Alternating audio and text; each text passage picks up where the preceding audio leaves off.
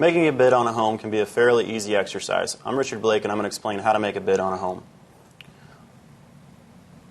Once you know exactly which property it is that you're interested in, you're going to contact your real estate agent if you haven't already done so. Your real estate agent can assist you in finding out what the values are in the neighborhood. The real estate agent will run comparables based on what's currently on the market as well as what is sold. The most important statistics you're going to look at is what is sold in the last 6 months, as well as the size of the properties to make sure that they're comparable to the subject property that you're most interested in. At that point in time, you're going to use those numbers to substantiate the offer that you make on this home and make sure that you don't overpay. The contracts are written according to whatever it is that your state requires. Your local real estate agent can help you with that as well.